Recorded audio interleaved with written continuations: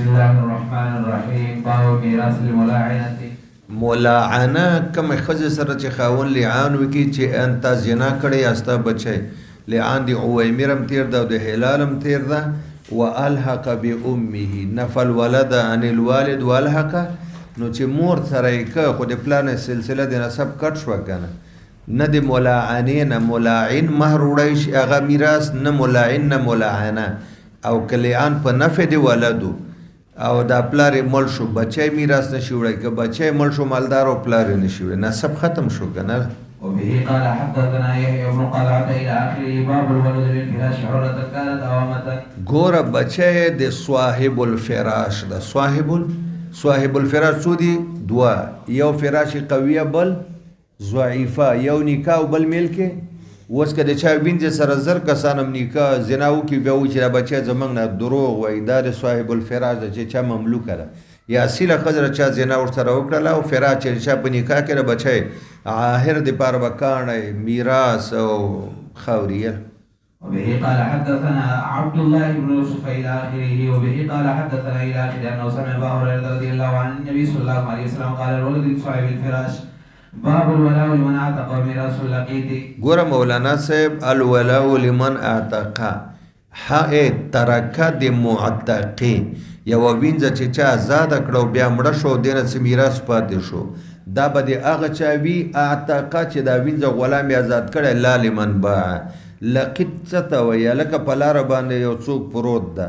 اوس هغه چې پروت یو چاره اوچت که او د هغې پالنه او تربیت یې وکړو وارث خو معلوم نه ده چا غورځولی د زنا اوبو نه اکثره خلک یې وغورځوي د ټولې پیسې د اخراجاتو به بیت المال ورکوي خو چې چا د ده خدمت کو کفالت کړی ده او دا الګ غټ شي او د ده نه مال پاتې شي او مړ شي وارثان خو نشته دا به د هغه چای چې دا لقیط یې راوچت کړی. وقال عمر رضي الله عنه اللقيط حر. دا بهوري ځکه دار اسلام ده که نه. حفص بن عمر الى اخره. قال ابو عبد الله وقول الحكم مرسل. وقال ابن عباس رضي الله عنه رايته عبدا. ادرايه دا و چې دا به غلام موږ دار اسلام د اکثریت پکې د حرار ودل. وبه قال حدثنا اسماعيل بن عبد الله الى اخره. باب ميراث الصاحبه. د صاحبه میراث صاحبه خو پیژنې په حیواناتو کې کوم حیوانو چې د بوتانو په نوم به آزاد او وینځه هغه چې د بوتانو په نوم باندې به آزاد کړو د بوتانو اوس کا غم رشي د دې صاحبه میراث بری چا کی وای. به قال حدثنا يا عبد الله رضي الله عنه قال ان اهل الاسلام لا يصيبون بين اهل الجاهليه كانوا يصيبون بس دی هغه چاره چې آزاد کړی دن ول. وبه قال حدثنا موسى بن اسماعيل الى اخره. باب اسم من تبرأ من مواليه. ګوره دی هغه چا ګناه چې اعلان د براءتو کې د خپل مولاګانو نه څووي مثلا یو غلام ده او د هغه نامه ده لوړدین غلام ده او زید د مولا ده نیک سړی ده او لوړدین خلکو ته وایي چې زه خو د زید غلام نه یم زه د ګلبدین غلام یم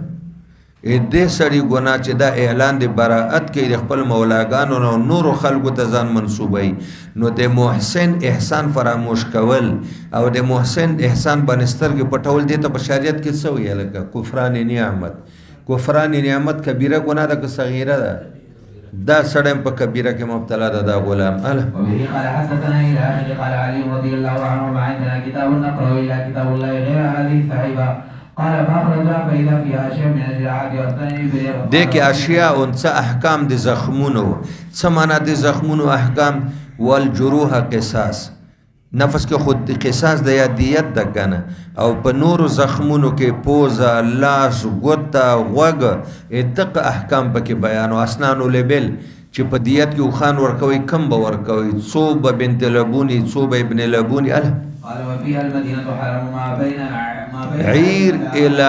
الثور دا یو بل غرو د دوړو منځ کې مدینه ته الله احترام ورکړي کچا بده کې ګناه وکړه یا یو ګناګار مجرم ته پناه ورکړه یا بده کې بدعت او بده د الله او د فرشتو د خلق لعنت نه به فرض من قبليږي او نه به نفل او چا چې والا قوما بغیر اذن مواليه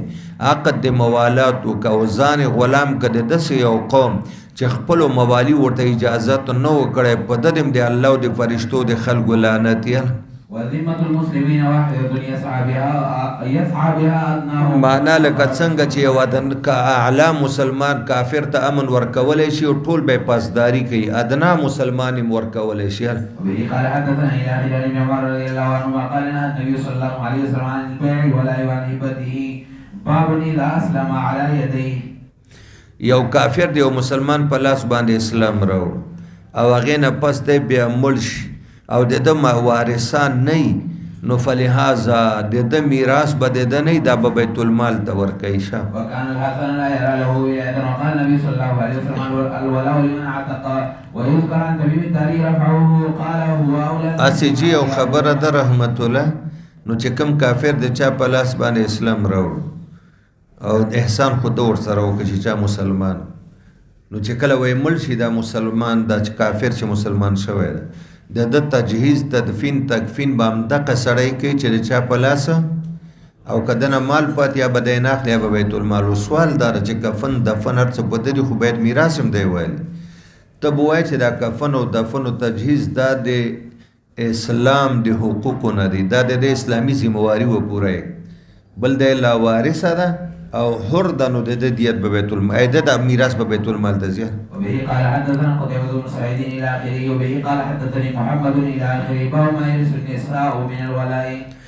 ګوره ما یرث النساء من الولاء د دې ټکي په مطلب باندې تاسو پوهیږئ که نه پوهیږئ؟ لکه څنګه چې مذکر مولا، مذکر یو غلام آزاد کې وینځ آزاده کې الولاء لمن اعتق، هغه د دې وینځې او د غلام د ترکې مالک جوړیږي که نه؟ هکذا که یو وسیله ښځه ده مولاګۍ ده او د دې وینځې غلامان دي او دا مؤنثه مولاګۍ دا وینځې غلامان آزاد کې حاجي صاحب الولاء لمن اعتق ده که نه؟ من اطلاق په دواړو باندې کېږي، نو ښځه داسې وارثه جوړېدی شي لکه څنګه چې نر جوړېږي. عایشه بۍ جوړه شوه دي بریرې که نه؟ عائشہ بھئی زنانہ ذات نہ وای. وبه قال حدثنا عبد بن عمر الى اخره وبه قال حدثنا الى اخره من عائشة رضي الله عنها قال قال رسول الله صلى الله عليه وسلم الولاء لمن اعطى الورق وولي النعمة. ګورا نبی علیہ السلام وی چې ولا لمن اعطى الورق، ورق ویل کېږي پیسو ته، ولا د دغه آزاد شوي وینځې خاخ ترکه او میراث د هغه چا ده چې په دې وینځې پیسې ورکړي دي، د هغه چا حق ده چې چا پې پیسې ورکړي دي، چاندي ور باندې ورکړې ده او بیا یې ازاده کړې ده. نو دوه کاره دي، یوې چاندي ورکړه پیسې لکه حضرت عایشې چې د بریرې ټولې پیسې په یو ځای ورکړې که نه، وولي النعمته، او بله دا ده چې په دې وینځې احسان کړی ده. احسان خو هغه چا وکړي چې ازاده یې کړه که نه؟ نو عایشې ابۍ بریرې بیبي سره څو احسان وکړه؟ دوه، یوې څو اوقې به یکمشت ورکړې دی واخیسته، دا یو، دویم ورته ویلې انت حره. نو چې چا احسان کړی چا پیسې میراث به د دي وی. هلکه د بنو هاشم و سیدام نو غلام هغه ته هم صدقه داسې حرامه ده لکه سیدانو ته چې حرامه ده. او د یو قوم خوری و چې د کوم قوم نه تا جنۍ وکړه هغې نه بچی پیدا شي، قوم ولی دا زمونږ خوری ده ځکه زمونږ خورلڼه یې کړې ده. به قال حدثنا آدم إلى آخره وبه قال حدثنا أبو الوليد إلى آخره باب ميراث الأسير. میراث الاسیر مولانا صاحب یو سړی قیدي ده خو معلوم ده چې ژوندی ده. اوس که دې خاندان کې څوک مړه کېږي آیا هغه د قیدي حصه به په میراث کې وي که نه؟ او بالکل به میراث وړي. شورای چې تابعیو د صحابه زمانه کې قاضي و هغه به د قیدي میراث جدا که او دا به ورته وساته او بیا به دا ویلې چې د ټولو وارثانو نه ډېر محتاج میراث ته دا قیدي ده. اله شب وقال عمر بن عبد العزيز عاجز وصية الأسير وطاقته وما صنع في ماله وما لم يتم. اجازت ورکړی و چې نافذیږي به وصیت د قیدي، که قید کې په جیل کې څه وصیت وکړي هم نافذیږي، که غلام آزاد کړي هغه هم نافذیږي. وما صنع فی ماله، او چې کم تصرف په خپل مال کې کوي هغه هم نافذیږي د جیل نه ما لم یتغیر عن دینه، تر څو چې دین بدل کړی نه مرتد شوی نه چې دین بدل کې بیا د مرتد یو تصرف هم نه نافذیږي که نه. فإنما هو ماله يصنع فيه ما شاء. وبه قال حدثنا أبو الوليد إلى آخره. باب لا يرث المسلم الكافر والكافر المسلم فإذا أسلم قبل أن يقسم الميراث. وراثت کې وحدت الدین ضرور ده، وارث او مورث دین به یو وي. که اختلاف دین راغی بیا به وارث د مورث نه میراث، پلار کافر زوی مسلمان، زوی کافر پلار مسلمان، یو د بل نه اختلاف دین ده که نه. وبه قال حدثنا أبو عاصم إلى آخره. باب ميراث العبد النصراني والمكاتب النصراني واسم ګوره مولانا صاحب که د چا نصرانی غلام مړ شي او د ده مالک مسلمانی د مملوک ده که نه، د مالک جوړیږي. ولې د ذات د غلام مالک و که نه و او دا غلام مملوک و که نه و، نو د مال هم د مالک مملوک ده. وای باب من ادعى أخا أو ابن أخ. ګوره مولانا صاحب یو شخص دا ووایي چې دا سړی زما وراره ده، دا دعوه وکړي د ورارهتوب، یا دعوه وکړي ابن اخ چې زما وراره ده، ورور مې ده یا مې وراره ده. آیا چې دا نفس دعوه یې کړې چې دا سړی زما ورور یا دا هلک زما وراره ده، په دې تشه دعوه باندې دی په میراث کې شریکېدی شي او دغه دعوه د ثابتېږي. امقه واقع به بیا راوړي د صلح د مکې د فتح چې د سعد بن وقاص ورور ویلو چې ما د زما وینځ سره زنا کړې ده او بچی زمانه ده، او ته ورور ته ویلو چې دا بیا تبوز استا وراره کی، یا هغه وخت خدا شی وکنه اسلام نه مړ. وای وبه قال حدثنا قتيبة بن سعيد الى اخره. باب من ادعى الى غير ابي. یو سړی چې ځان منسوب کی پلار نه غیر بل چاته، خپل پلار غریب ده، فقیر ده، مسکین ده، د پلار په ځای بل چاته چې زری فلان کی ملک او نواب او چودري او ارباب زوی، کدا کال حلال غني سوچا کافر ده، که حلال نه غني او کوي کفران د نعمت کبیره کې مبتلا ده. وبه قال حدثنا الى اخر عن سعد رضي الله عنه قال سمعت النبي صلى الله عليه وسلم يقول من ادعى الى غير ابيه وهو يعلم انه غير ابيه فالجنه عليه حرام. فذكرته لابي بكر فقال وانا سمعت اذناي وي قسم په خدای چې دا خبره ما حضور نه په غوږو اورېدلې ده او زړه مې محفوظه ساتلې ده. وبه قال حدثنا الى اخر عن ابي هريره رضي الله عنه عن النبي صلى الله عليه وسلم قال لا ترغبوا عن ابائكم ومن رغب عن ابيه فهو كفر. باب اذا ادعت المرأة ابنا. ګوره مولانا صاحب چې کله یوه ښځه دعوه وکړي په یو ماشوم چې دا زما زوی ده، آیا دا دعوه به یې ثابتېږي او که نه؟ او که ثابتېږي نو دی ورسره په میراث کې شریکېدی شي که نه؟ وایي وبه قال حدثنا الى اخر عن ابي هريره رضي الله عنه ان رسول الله صلى الله عليه وسلم قال كانت امرأتان معهما ابنهما وجاءت ذئب فدعوا. دا مخکې تېر ده که نه ده؟ الى اخره. باب القائف. قائف چاته وایي چې یو کس د چا لاس ته وګوري، خپو ته وګوري، مخ ته، شونډو، پوزو ته وګوري او دا معلومه کړي چې دا د فلانکي زوی ده. قیافه شناس، چهرې نه خلک پیژني، لکه مخکې چې مجزز مدلجي اسامه وپېژنده د خپو نه چې دا د زید څه ده. آیا د ده قول هلکه په قیافه باندې نور احکام ثابتېږي؟ نه، البته دفع د تهمت کېږي. بعضو خلکو به په اسامه عیب لګاو چې دی د حرام نطفې نه العیاذ بالله چې مجزز وویلې چې دا قدمونه دی نه، ګوره د خپو نه معلوم کړه، نو په دې سره شکوک او شبهاتو ازاله کېږي. قال حدثنا الى اخر عن من عائشه رضي الله عنها قالت ان رسول الله صلى الله عليه وسلم دخل علي مسرورا تبرق اسارير وجهه. وسم ویل اسارير شب علم تر ان مجرد النظر عارفا. علم تری ولتنه خبره شوی چې مجزز مدلجی لګ مخک زید ابن حارثه اسامه ولید وې دا قدمونه بازره بازونه دي ا منافقین او ډرامه چې دا ولد زنا د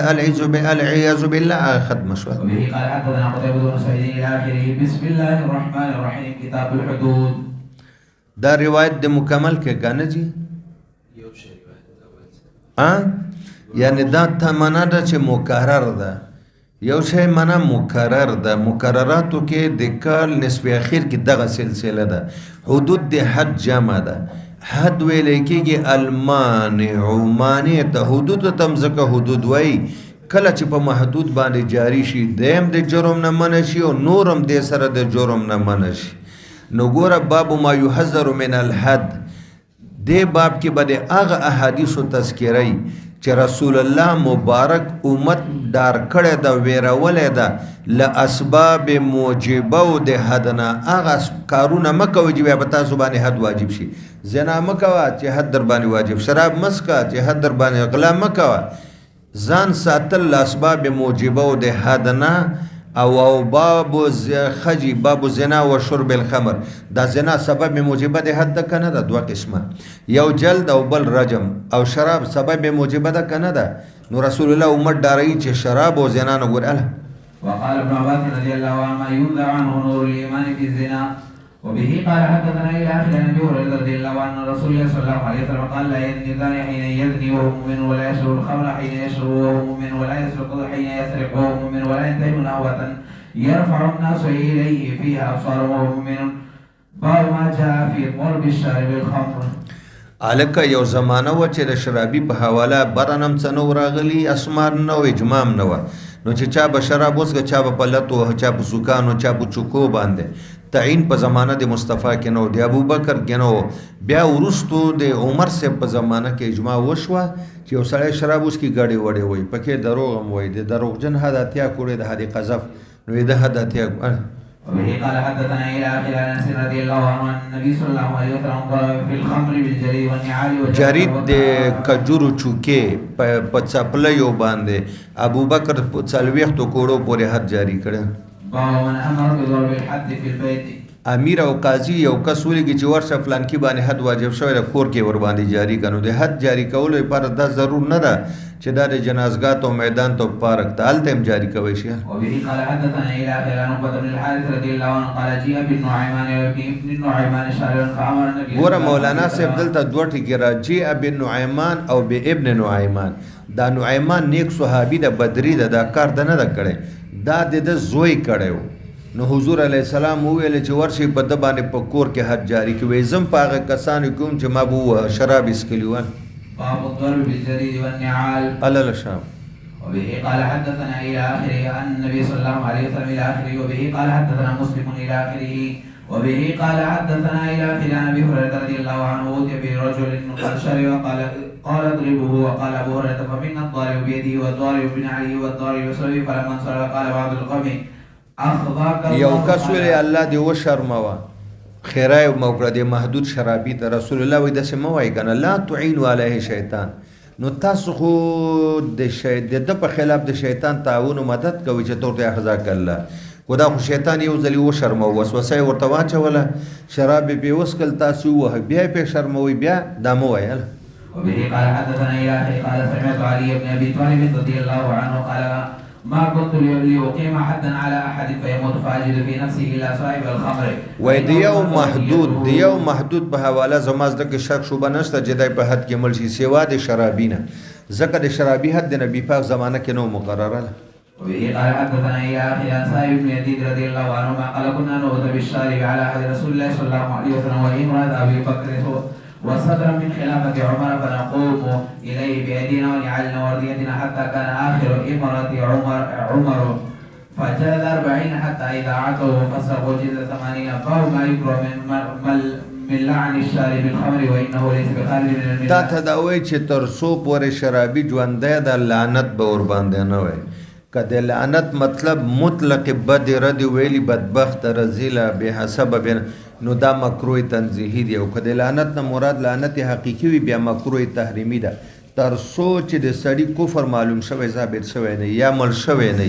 د باندې لعنت قبل الوفات جائز نه ده البته په نوع سره لعنت الله للظالمین لعنت الله للکاذبین هغه ویل خو په یو شخص باندې وای شاب قال حدثنا الى اخر عمر بن الخطاب رضي الله عنه ان رجلا على عهد النبي صلى الله عليه وسلم كان اسمه عبد الله وكان يلقب حمارا وكان څومره خیستانو مې دا خو د خلکو مشهور کړو لکه طالبان دي نو د جمیل دی یو ملګری او خدای خبر شي به ورته ویل هغه ته عثمان ایر ده نو دته ملګرو حمار ویلی وکانه یوزهق رسول الله حضور به خندو ډیر عجیبه د حضور سره ډیره مینه واخه کله نا کله به د حضور مخ کې ډیره خوشتبی کول او دوه کار نور کول کله به دا یو کیلو والا ډبې غبین حضور ته راوړ جیدا میتاست هدیه دا به د دکاندار نه د حضور په نوم راوړي چې پیسې بدري کله به ورته فروټ راوړ فروټ به کار زراړو حضور ابډیر خوشاله شو یو ورځ دوه دکانداران د لاسه نیولي راوست وایي چې دوی له پیسې ورکړه وایي د څه پیسې وایي هغه ګبین دي چې خوړلي دي هغه فروټ دي چې خوړلي دي حضور ورته په خندا شو پیسې ورته ورکړې دا نهایت محبت یو د حضور سره خو بس ټوکمار حضور ته به یې کتل خوشطبي به یې کوله وكان رسول الله صلى الله عليه وسلم قد جلده بشرائع فأتي به يوما فأمر به فجلد فقال رجل من القوم اللهم لعنه ما أكثر ما يؤتى به فقال النبي صلى الله عليه وسلم لا تلعنه فوالله ما علمت إنه يحب الله ورسوله ما ته چې څومره معلومه ده ما موصوله که ما ته چې څومره معلومه ده غداره چې د الله او رسول سره مینه ده خو انسان د غلطي کېږي وبه قال حدثنا علي بن عبد الله إلى آخره باب الصالح حين يسرق غل چې کله غلا کوي نو مخکې اوله حصه کې تیر ده چې د غلا په وخت کې د غلا په وخت کې د ایمان وته یا ابن عباس وایي چې په سر د چتر په شان ته یا د ایمان نور یا کامل ایمان یا د ایمان بهجت ته پکې نه وبه قال حدثنا عمرو بن علي الى اخره باب لعن السارق اذا لم يسمى اوس که په نوع د سارق باندې چې لعنت الله علی السارقین وایي او نوم د سارق وانه دا جایز ده خو که لعنت الله علی الاولادین وایي چې دا غل ده نو دا بیا نه راوړي وبه قال حدثني يا اخي عن ابي هريره رضي الله عنه عن النبي صلى الله عليه وسلم قال لعن الله سارق يسرق البيض فتقطع يده ويسرق ګوره بیزه نه انډه نه ده مراد دا ستاسو د ویغه نه ده د هلمټ او دا فوجي جنگي ټوپۍ دا تینا مراد دا غلس روپونه ډېر قیمت شرعي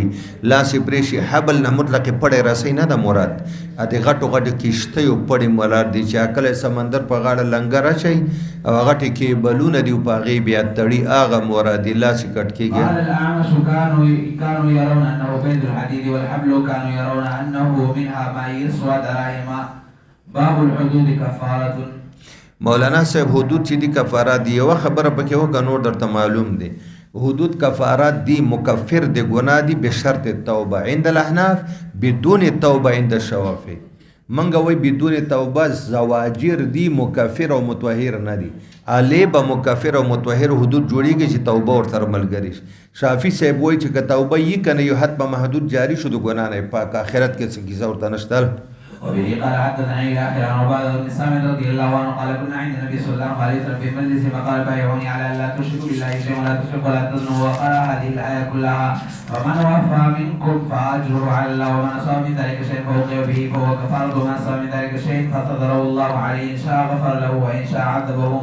باب ظهر المؤمن حما الا في حد او الله رحمت الله څومره خسته باب دی ویلې د مؤمن ملا دا الله محفوظه ساتلی ده د وهلو نه او د کوړو نه الا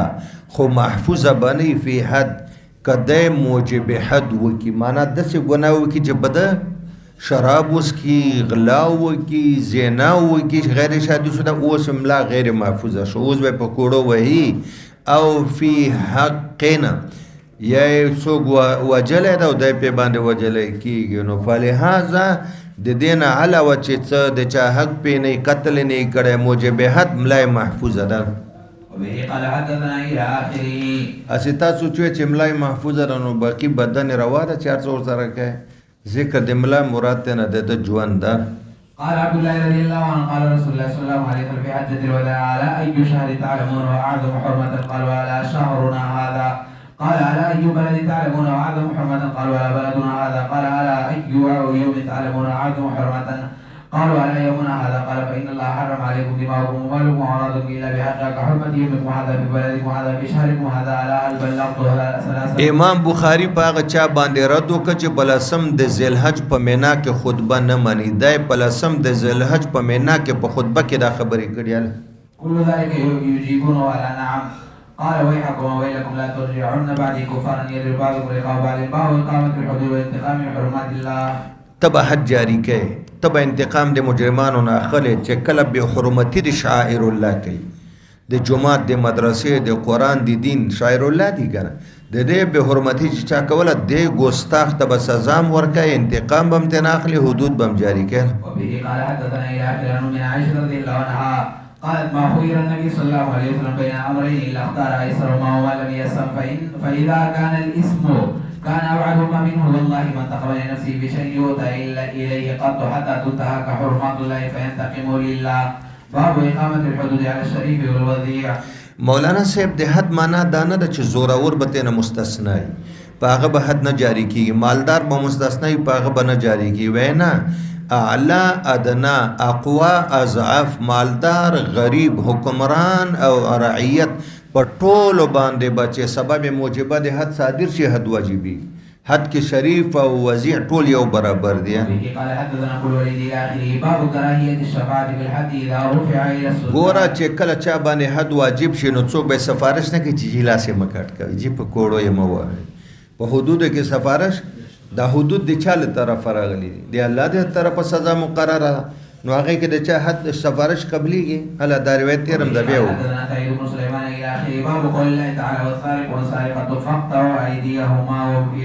او 100 روپے 10 روپے شرعي دراهم یا د مالی مسروقه چې 10 روپے درسیږي لاس به کټ کیږي خو چې تعریف د سرقې په ساده کې اخذ مال غیر خفیه من ارزن چې نه د مملوک نه پکې شراکت وینه شبهه د ملکیت وقد علي رضي الله عنه من الكف وقال قطعت في امرأة سرقت فقطعت شمالها ليس الا ذلك وبه قال حدثنا الى اخر من عائشه رضي الله عنها قال النبي صلى الله عليه وسلم تقطع اليد في ربع دينار فصاعدا دلته خو شمال راغود ابن مسعود پر روایت کې خراسي ایمان کنه وبه قال حدثنا اسماعيل بن ابي ويس الى اخره وبه قال حدثنا الى اخره ان عائشه حدثهم عن النبي صلى الله عليه وسلم قال يقطع في ربع دينار وبه قال حدثنا الى اخره قال اخبرتني عائشه ان يسارق لم تقطع على عهد النبي صلى الله عليه وسلم الا في ثمن مجن دال قیمت به کله زیات شو کله کم کله 10 روپۍ کله 8 کله 12 کله دینار کله نصف دینار دا قیمتونه خېږي کوزيږي خو اول ځل چې لاس کټ شوی ده په ډال کې او ډال هغه وخت قیمت 10 درهم ول وبه قال حدثنا عثمان الى اخره وبه قال حدثنا محمد بن مقاتل الى اخره وبه قال حدثنا يوسف بن موسى الى اخره عن عائشه رضي الله عنها قالت تقطع يد سارق النبي صلى الله عليه وسلم في ادنى من ثمن الميزان طرس او حجبه وكان كل واحد منهما ذا ثمن وبه قال حدثنا الى اخره عن ابن عمر رضي الله عنه ان رسول الله صلى الله عليه وسلم قطع في ميزان ثمنه 3 دراهم ګوره دا په قیمت کله جګ شو کله بټیټ شو وستو ګوره داسې مثال بولو ټماټر کله راشي 60 روپۍ ته کله راشي 500 او 200 روپۍ ته کیلو خدا قیمتونه ډال بم کله بر لاړو کله لاندې وبه قال حدثنا موسى بن اسماعيل الى اخره وبه قال حدثنا مسدد الى اخره وبه قال حدثنا ابراهيم المنذر الى اخره وبه قال حدثنا موسى بن اسماعيل الى اخره باب توبه السارق ته سارق توبه قبليږي او بالکل قبليږي ځکه نبی پاک دی او غلین لاس کټ کړه بیا براتله حضور ورسره تعاون کو بیا ورته توبه وباسه یو غل لاس کټ کړه ورته توبه وباسه خو زموږ مذهب ثابت شو چې حد مکفر متطهر به شرط توبه ده وبه قال حدثنا الى اخر عن من عائشه رضي الله عنها النبي صلى الله عليه وسلم قال يد امراه قالت عائشه وكانت تاتي بعد ذلك فارفع حاجتها الى النبي صلى الله عليه وسلم وای من کر براتله ما ته به ویل ډیر غریب هم تعاون را سره وکړ وبه قال حدثنا عبد الله بن محمد الى اخره قال ابو عبد الله اذا تاب السارق بعد ما قطع يده قبلت شهادته وكذلك كل محدود اذا تاب قبلت شهادته د شهادت قبليږي الکه د یو محدود شفاعت نه قبليږي نور خو ټول قبليږي هغه یو محدود څوک ده په حد قذف کې چې چاته حد میلاو شي ولا تقبل لهم شهادتا د دین علاوه چې څومره محدودین دي هغه بعد الحد او بعد التوبه که په یو معامله کې گواهی کوي نو بیا گواهی قبلي مې رحمت الله سپتی صاحب باندې ودرېګا زلک تکلیف مې یو ډاکټر ته روانه مې دی وخت که تاسو نه خفه کېږئ ستاسو به